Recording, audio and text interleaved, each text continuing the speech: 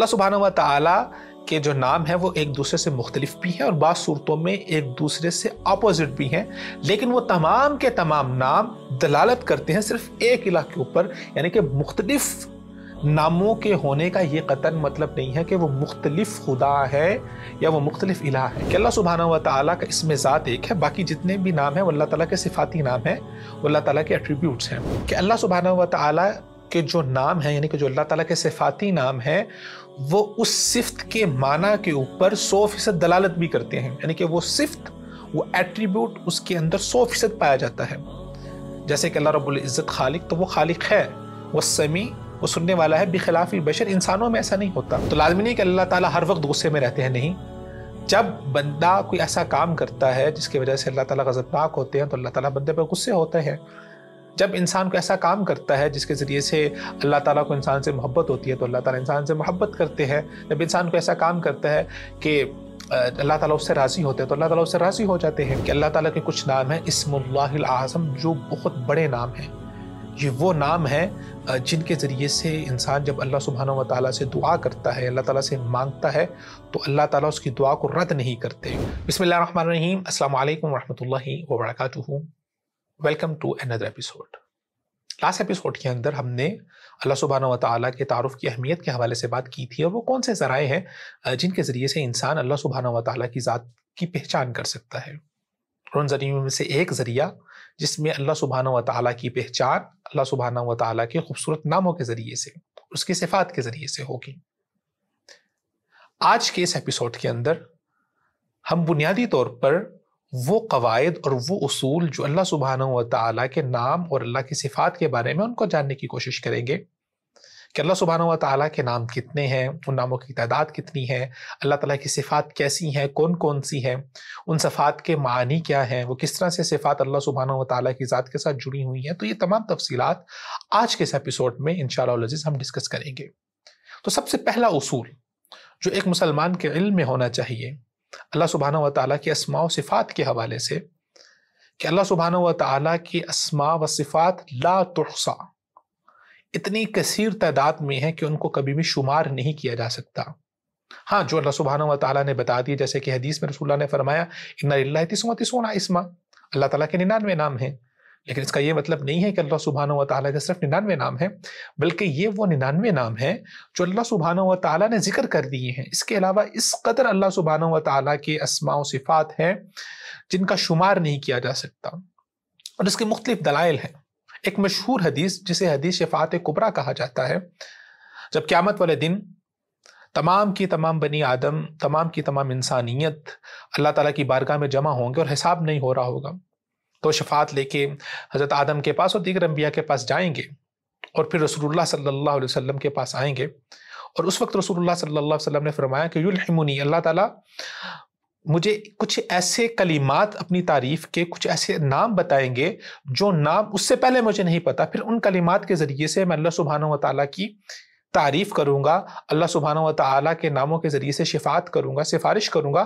تو اللہ سبحانہ و تعالیٰ فرمائیں گے یا محمد ارفع راسک، اے محمد اپنے سر کو اٹھائیے، آپ سوال کیجئے، جو آپ سوال کریں گے وہ آپ کو دیا جائے گا۔ اور اسی طرح ایک اور حدیث کے اندر، اگرچہ اس کو بعض علماء نے ضعیف کہا ہے اور اکثر علماء نے اس کو حسن بھی کہا ہے، جس میں ہے اسألک بکل اسم ہوا لک، اے اللہ میں آپ سے سوال کرتا ہوں آپ کے اس ہر نام کے ذریعے سے، ہوا لک جو آپ کا ہے، سمیت بہ نفسک، وہ نام جو خود آپ نے اپنے لیے اختیار کیا ہے، او انزلتہ فی کتابک، یا آپ نے اس کو اپنی کتاب میں نازل کیا ہے، او استأثرت بہ فی علم الغیب عندک، یا آپ کے وہ نام جو آپ نے اپنے علم غیب میں اپنے پاس محفوظ کر کے رکھے ہوئے ہیں۔ تو اس حدیث سے بھی پتہ چلتا ہے کہ اللہ سبحانہ و تعالیٰ کے بے شمار نام ہیں جن کو گنا نہیں جا سکتا، جن کو شمار نہیں کیا جا سکتا۔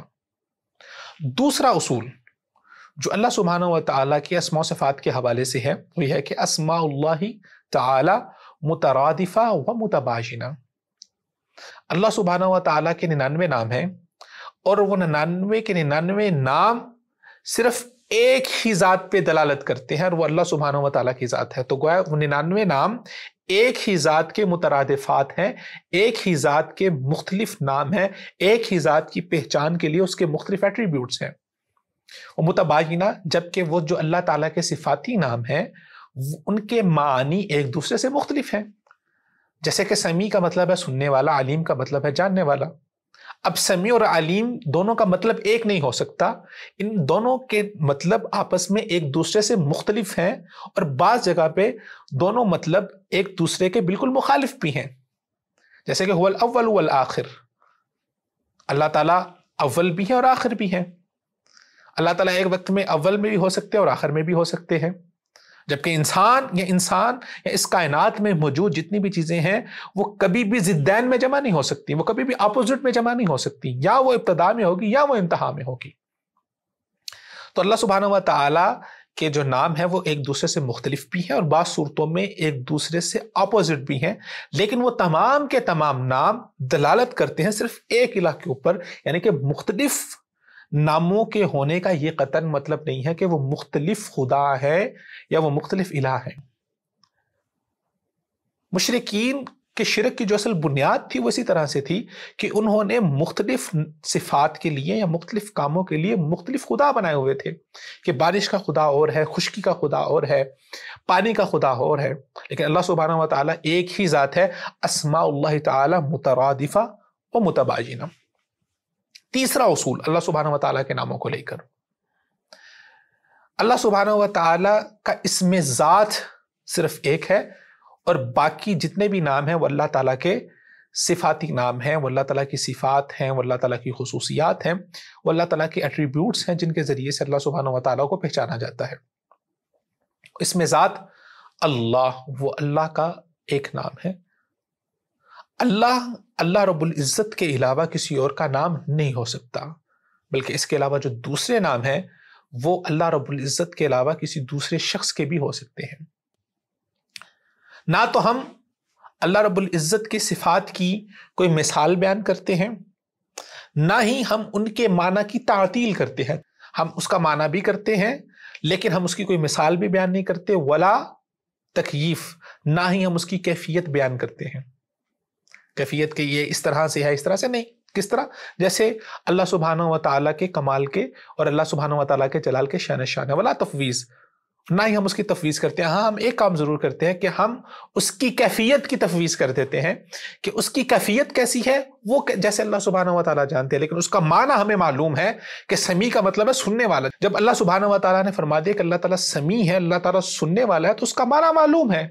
ہاں، اس کی کیفیت نہیں ہم بتاتے کہ کس طرح. انسان کے سننے میں اور اللہ سبحانہ و تعالیٰ کے سننے میں بہت فرق ہے. انسان کا سننا محدود ہے، انسان ایک خاص فریکوینسی کے اوپر سن سکتا ہے.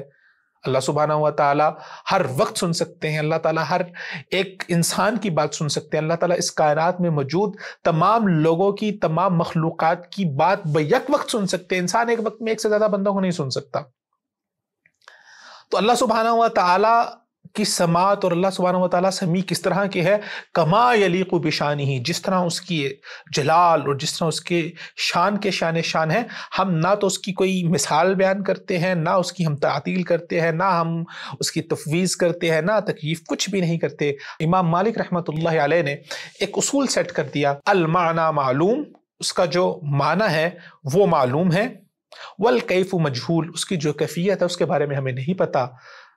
بس سوال عنہ بدعہ، اس کے بارے میں زیادہ منہ شگافیاں کرنا، زیادہ توجیحات بیان کرنے کی کوشش کرنا نہیں. میں بتاتا ہوں کہ اس کا مطلب یہ ہے، اس کی سائنٹیفک تعبیر یہ ہے. فرمایا کہ یہ جو چیز ہے یہ بدعت ہے، یہ دین کے اندر اضافہ ہے. اگر یہ بہت ضروری چیز ہوتی تو اللہ سبحانہ و تعالیٰ ہمیں بتا دیتے. جب اللہ سبحانہ و تعالیٰ نے ایک چیز اپنے پاس علم غیب میں رکھی ہے تو اس کا مطلب یہ ہے کہ انسان کی بہلائی اسی میں ہے کہ انسان اس کو اللہ تعالیٰ کے سپرد کر دے، جتنا اللہ تعالیٰ نے بتا دے اس کے اوپر عمل کر لیا جائے. تو تیسرا اصول جو ہم نے ڈسکس کیا کہ اللہ سبحانہ و تعالیٰ کا اسم ذات ایک ہے، باقی جتنے بھی نام ہیں وہ اللہ تعالیٰ کے صفاتی نام ہیں، وہ اللہ تعالیٰ کے ایٹریبیوٹس ہیں. اس میں علماء نے ایک بحث یہ کی ہے کہ اللہ کے بعد ایک اور نام ہے الرحمن. یہ رحمان، خالی رحمان کسی اور انسان کا یا کسی اور ذات کا نام نہیں رکھنا چاہیے، کیونکہ اس نام کے اندر اس قدر مبالغہ پایا جاتا ہے جو اللہ سبحانہ و تعالیٰ کے علاوہ کسی اور ذات میں نہیں ہو سکتا. اس کے علاوہ آپ باقی کسی بھی دوسرے انسان کا نام رکھنا چاہتے ہیں تو آپ ال ہٹا کے، جب ہم ال کہتے ہیں تو وہ چیز خاص ہو جاتی ہے. جب ہم کہیں گے الرحمن، الرحیم، الملک، تو ال عربی زبان میں وہی کام کرتا ہے جو انگلش کے اندر دی کرتا ہے. تو دی بک کہنے سے وہ اسپیسیفک بک ہو جاتی ہے. تو الرحمن کہنے سے اسپیسیفک اللہ کی ذات ہو جائے گی. الرحیم کہنے سے اسپیسیفک اللہ تعالیٰ کی ذات ہو جائے گی. السمیع کہنے سے اسپیسیفک اللہ تعالیٰ کی ذات ہو جائے گی. تو سمیع، بصیر کسی دوسرے انسان کو بھی کہا جا سکتا ہے. السمیع، البصیر وہ اللہ سبحانہ و تعالیٰ کی ذات ہے. اس کے بعد اللہ سبحانہ و تعالیٰ کے اسماء و صفات کو لے کے جو چوتھا قاعدہ ہے کہ اللہ سبحانہ و تعالیٰ کہ جو نام ہے، یعنی کہ جو اللہ تعالیٰ کے صفاتی نام ہے، وہ اس صفت کے معنی کے اوپر 100% دلالت بھی کرتے ہیں. یعنی کہ وہ صفت، وہ ایٹریبیوٹ اس کے اندر 100% پایا جاتا ہے. جیسے کہ اللہ رب العزت خالق، تو وہ خالق ہے. وہ سمیع، وہ سننے والا ہے. بخلاف البشر، انسانوں میں ایسا نہیں ہوتا.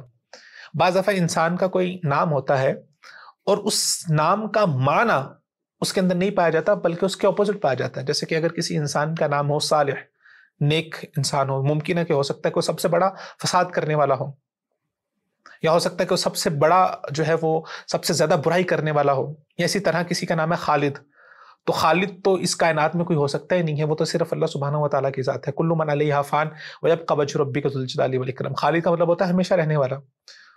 تو ایک انسان کا نام خالد ہے، لیکن خالد کی صفت کے اندر جو معنی پایا جا رہا ہے وہ اس کے اندر لازمی نہیں ہے کہ پایا جائے. لیکن اللہ سبحانہ و تعالیٰ کہ جو صفاتی نام ہے اس کی صفت کا 100% معنی اللہ سبحانہ و تعالیٰ کی ذات میں پایا جاتا ہے، اور ہم اللہ سبحانہ و تعالیٰ کی ذات میں اس کو ثابت کرتے ہیں. اس کے بعد علماء نے اللہ رب العزت کی صفات کو 3 حصوں میں تقسیم کیا ہے. سب سے پہلی صفات، صفات لازمہ. صفات لازمہ وہ صفات ہیں جو ہر حال میں اور ہر وقت اللہ سبحانہ و تعالیٰ کی ذات کے ساتھ جڑی رہتی ہیں، اللہ تعالیٰ کی ذات کے ساتھ رہتی ہیں، اور وہ کبھی اس سے جدا نہیں ہو سکتی. جیسے کہ اللہ تعالیٰ العلیم ہے، القدیر ہے، تو اللہ تعالیٰ ہر وقت قادر ہے. یہ صفات لا یزید ولا ینقص، نہ کبھی زیادہ ہوتی ہیں نہ کبھی کم ہوتی ہیں. ہمیشہ اللہ سبحانہ و تعالیٰ کی ذات کے ساتھ یہ جڑی رہتی ہیں، اور اللہ تعالیٰ کی ذات کا لازمی حصہ ہے جو کبھی ختم نہیں ہوتی نہ کبھی کم ہوتی ہیں. دوسری صفات جن کو ہم کہتے ہیں صفات فعلیہ، یہ اللہ رب العزت کی فعلی صفات ہیں، اور یہ جب وہ کام ہو رہا ہوتا ہے، جب وہ فعل ہو رہا ہوتا ہے اس وقت اللہ تعالیٰ کی ذات کے ساتھ ہوتی ہیں، اور جب وہ فعل نہیں ہو رہا ہوتا اس وقت نہیں ہوتی. جیسے کہ حدیث شفاعت کبریٰ جو ہم نے پہلے بیان کی تھی، اسی کے اندر حدیث میں آتا ہے کہ رسول اللہ صلی اللہ علیہ وسلم نے فرمایا کہ ان ربی عز وجل قد غضب اليوم غضبا لم یغضب قبلہ مثلہ، کہ اس وقت اللہ تعالیٰ اس قدر شدید غصے میں ہوں گے، اس جیسا غصہ اللہ سبحانہ و تعالیٰ کو کبھی پہلے نہیں آیا ہوگا. اسی طرح اللہ تعالیٰ نے قرآن مجید میں فرمایا لقد رضی اللہ عن المؤمنین اذ یبایعونک تحت الشجرہ. اللہ تعالیٰ مومنین سے راضی ہوگا جب انہوں نے یبایعونک تحت الشجرہ، اس درخت کے نیچے آپ کے ہاتھ پر بیعت کی. تو لازمی نہیں کہ اللہ تعالیٰ ہر وقت غصے میں رہتے ہیں، نہیں. جب بندہ کوئی ایسا کام کرتا ہے جس کی وجہ سے اللہ تعالیٰ غضبناک ہوتے ہیں تو اللہ تعالیٰ بندے پہ غصے ہوتے ہیں. جب انسان کو ایسا کام کرتا ہے جس کے ذریعے سے اللہ تعالیٰ کو انسان سے محبت ہوتی ہے تو اللہ تعالیٰ انسان سے محبت کرتے ہیں. جب انسان کو ایسا کام کرتا ہے کہ اللہ تعالیٰ اس سے راضی ہوتے ہیں تو اللہ تعالیٰ اس سے راضی ہو جاتے ہیں. جیسے کہ حدیث میں آتا ہے رسول اللہ صلی اللہ علیہ وسلم نے فرمایا کہ ینزل ربنا کل لیلۃ الی السماء الدنیا، اللہ تعالیٰ ہر رات آسمان دنیا پر آتے ہیں، اللہ تعالیٰ اترتے ہیں، تو وہ جس وقت اترتے ہیں اسی وقت آتے ہیں. تو یہ صفات فعلیہ، یہ وہ ایکشنز ہیں جب اللہ سبحانہ و تعالیٰ ان کو کر رہے ہوتے ہیں، یا جب یہ ایکشنز ہو رہے ہوتے ہیں، یہ وہ صفات اللہ سبحانہ و تعالیٰ کے ساتھ ہوتی ہیں. جب وہ ایکشن نہیں ہو رہے ہوتے تب وہ نہیں ہوتی. تیسری قسم صفات کی جو علماء نے ذکر کی ہے وہ صفات خبریہ ہیں. صفات خبریہ کو اگر عام طور پر ذکر کی جائے تو ان کو صفات الجوارح بھی کہتے ہیں. وہ صفات جن میں ہمیں اس بات کی خبر ملتی ہے کہ اللہ سبحانہ و تعالیٰ کا ہاتھ ہے، اللہ سبحانہ و تعالیٰ کی پنڈلی ہے، اللہ سبحانہ و تعالیٰ کی آنکھیں ہیں، تجری بأعیننا، اور دیگر قرآن مجید میں یوم یکشف عن ساق اللہ تعالیٰ کی پنڈلی کا ذکر ہے. دیگر ان صفات کا صفات جوارح کا ذکر ہے جس میں اللہ تعالیٰ کے بارے میں خبر دی گئی ہے کہ اللہ تعالیٰ کا ہاتھ ہے، اللہ تعالیٰ کا چہرہ ہے. وہ تمام کی تمام صفات خبریہ کے تحت آتی ہیں. اس کے بعد اگلا قاعدہ جو علماء نے اللہ رب العزت کے اسماء و صفات کے حوالے سے ذکر کیا ہے وہ اس طرح سے ہے الاسماء کلھا لہا صفات ولکن لیس کل صفہ لہا اسماء، کہ اللہ تعالیٰ کے جتنے بھی نام ہیں ان کی صفات تو ضرور ہیں، ان کی ایٹریبیوٹ تو ضرور ہیں. جیسے کہ اللہ تعالیٰ بصیر، البصیر یبصر، اللہ تعالیٰ نے کہا کہ وہ بصیر ہے، تو بصیر کے معنی کے اندر پایا جاتا ہے کہ بصیر کو دیکھنا چاہیے تو اللہ تعالیٰ دیکھتے ہیں. تو اللہ تعالیٰ کے جتنے بھی نام ہیں ان کے اندر صفات پائی جاتی ہیں، لیکن ایسا نہیں ہے کہ اللہ تعالیٰ کی جتنی بھی صفات ہیں ان کو اللہ تعالیٰ کے نام بھی بنایا جائے۔ اللہ تعالیٰ کے نام وہی ہیں جو اللہ تعالیٰ نے سکھا دی ہیں۔ جیسے کہ ہم نے ذکر کیا کہ صفات فعلیہ میں سے اللہ تعالیٰ کی صفت ہے المجی، اللہ تعالیٰ آتے ہیں، تو مجی سے ہم یہ ثابت نہیں کر سکتے کہ اللہ تعالیٰ کا نام جائی ہے، جائی آنے والا۔ جیسے ہم کہیں بصیر سے دیکھنے سے اللہ تعالیٰ، بصر سے اللہ تعالیٰ کا نام ثابت ہوتا ہے بصیر، تو اس طرح مجی سے اللہ تعالیٰ کا نام ہم جائی ثابت کرتے نہیں۔ تو اللہ تعالیٰ کے نام وہی ہیں جو اللہ تعالیٰ نے بتا دیے۔ ہاں دیگر کچھ اللہ تعالیٰ کی صفات ایسی ہیں جن صفات کے مد مقابل یا ان صفات کے معنی کے لحاظ سے اللہ تعالیٰ کا نام ذکر نہیں ہوا، تو جو نام احادیث کے اندر ذکر نہیں ہوئے ہم خود سے اپنی طرف سے اللہ تعالیٰ کے لیے کوئی نام ثابت نہیں کر سکتے۔ اللہ تعالیٰ کے نام وہی ہوں گے جو اللہ تعالیٰ نے ہمیں بتا دی۔ یہاں تو ان کا قرآن مجید میں ذکر آ گیا، یا حدیث میں رسول اللہ صلی اللہ علیہ وسلم نے ان کا ذکر فرما دیا۔ اور اسی طرح اللہ سبحانہ و تعالیٰ کے نام کے فضائل بھی وہی ہوں گے جو حدیث کے اندر ثابت ہو چکے ہیں۔ یہ نہیں ہو سکتا کہ ایک انسان اللہ تعالیٰ کے نام کے معنی کے اوپر غور کرے اور اس کا مطلب یہ ہے کہ اللہ تعالیٰ عطا کرنے والے ہیں، یا تو وہ انسان خود سے اس کے اوپر غور و خوض کرے، اور غور و خوض کرنے کے بعد ایک ورد بنا کر لوگوں کے اندر مشہور کر دے کہ اچھا اللہ تعالیٰ کا نام متین ہے، اللہ تعالیٰ کا نام فلاں ہے، اگر اللہ تعالیٰ کے اس نام کا ورد اتنے 100 مرتبہ یا اتنے 1000 مرتبہ کیا جائے گا تو آپ کو یہ چیز مل جائے گی۔ نہیں، انسان خود سے اس بات کا تعین نہیں کر سکتا۔ ہاں اللہ تعالیٰ کے ناموں کے ذریعے سے جو فضیلتیں یا جو خوشخبریاں یا جو وعدے یا جو ورد رسول اللہ صلی اللہ علیہ وسلم نے احادیث کے اندر ذکر کیے ہیں، صحیح حدیث میں موجود ہے، رسول اللہ نے ان پر عمل کیا یا صحابہ نے ان پر عمل کیا، وہی درود اور وہی ورد اور وہی وظیفے اللہ تعالیٰ کے ناموں کے ذریعے سے کیے جا سکتے ہیں۔ باقی اللہ تعالیٰ کو اس کے ناموں کا واسطہ دے کے ہر ایک دعا کی جا سکتی ہے۔ مثال کے طور پہ ایک انسان کہتا ہے کہ اللہ تعالیٰ تو رزاق ہے، میں تجھ سے دعا کرتا ہوں تجھے تیرے رزاق ہونے کا واسطہ تو میرے رزق کے اندر کشادگی فرما دے۔ اللہ تو مدد کرنے والا ہے، اللہ تجھے تیرے اس نام کا واسطہ تو میری مدد فرما۔ کسی بھی نام کے ذریعے سے آپ اللہ تعالیٰ کو اس کے نام کا واسطہ دے کے، اس کا وسیلہ دے کے دعا تو ضرور کر سکتے ہیں، لیکن اس کا کوئی ورد اپنی طرف سے نہیں بنا سکتے۔ ہاں جو ورد یا جو وظیفہ اللہ رب العزت کے ناموں کا رسول اللہ صلی اللہ علیہ وسلم نے بتا دی، جیسے کہ یہ دعا ہے، تو ان ناموں کے ذریعے سے جب اللہ سبحانہ و تعالیٰ کو پکارا جائے گا، دعا کی جائے گی، تو اللہ سبحانہ و تعالیٰ ضرور اس دعا کو قبول کریں گے۔ اور اسی طرح اللہ سبحانہ و تعالیٰ کے اسماء و صفات کے حوالے سے جو آخری قاعدہ آج کے اس ایپیسوڈ میں ہم ذکر کریں گے کہ اللہ تعالیٰ کے کچھ نام ہیں اسم اللہ الاعظم، جو بہت بڑے نام ہیں۔ یہ وہ نام ہیں جن کے ذریعے سے انسان جب اللہ سبحانہ و تعالیٰ سے دعا کرتا ہے، اللہ تعالیٰ سے مانگتا ہے، تو اللہ تعالیٰ اس کی دعا کو رد نہیں کرتے، اللہ تعالیٰ اس کے اوپر رحیم ہو جاتے ہیں، اللہ تعالیٰ اس پر شفیق ہو جاتے ہیں۔ حدیث میں ہے، حضرت انس سے روایت ہے، ان انس انہ کان مع رسول اللہ صلی اللہ علیہ وسلم جالسا، حضرت انس ایک دفعہ رسول اللہ صلی اللہ علیہ وسلم کے ساتھ تشریف فرما تھے، ورجل یصلی، اور ایک آدمی نماز پڑھ رہا تھا، ثم دعا، پھر اس نے دعا کی، اللہم انی اسألک بأن لک الحمد لا الہ الا انت المنان بدیع السماوات والارض یا ذا الجلال والاکرام یا حی یا قیوم۔ اے اللہ میں آپ سے سوال کرتا ہوں، بأن لک الحمد، بلا شبہ تعریف آپ کے لیے ہے، لا الہ الا انت، آپ ہی ہیں، آپ کے علاوہ کوئی اور نہیں ہے، المنان، آپ منان ہیں، آپ بدیع السماوات والارض ہیں، یا ذا الجلال والاکرام ہیں، آپ یا حی یا قیوم ہیں۔ تو ان ناموں کا واسطہ دے کے اس نے اللہ تعالیٰ سے سوال کیا۔ فقال النبی صلی اللہ علیہ وسلم، آپ صلی اللہ علیہ وسلم نے فرمایا، لقد دعا اللہ باسمہ العظم، اس نے اللہ تعالیٰ سے سوال مانگا ہے باسمہ العظم، اللہ تعالیٰ کے اسم اعظم کے ذریعے سے، الذی اذا دعی بہ اجاب، یہ اللہ تعالیٰ کے وہ نام ہیں جن ناموں کے ذریعے سے جب بھی اللہ تعالیٰ کو پکارا جاتا ہے، اللہ تعالیٰ سے دعا کی جاتی ہے، اجاب، تو اللہ تعالیٰ اس کو قبول فرماتے ہیں۔ وَإِذَا سُئِلَ بِهِ أَعْطَى، اور اللہ تعالیٰ سے جب ان ناموں کے ذریعے سے سوال کیا جاتا ہے تو اللہ تعالیٰ کا عطا کر دیتے ہیں۔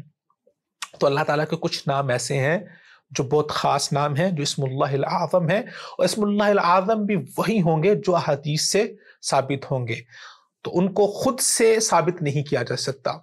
تو تو آج کا ایپیسوڈ ہم اسی کے ساتھ ختم کرتے ہیں. انشاءاللہ اگلے ایپیسوڈز کے اندر ہم اللہ سبحانہ و تعالیٰ کے ناموں کا تعارف حاصل کرنا شروع کریں گے، ان ناموں کے معنی اور مفاہیم کو غور کرنا شروع کریں گے، تاکہ اس کے ذریعے سے انسان اللہ رب العزت کی ذات کے ساتھ ریلیٹ کر سکے اور اپنی زندگی کو درست کر سکے.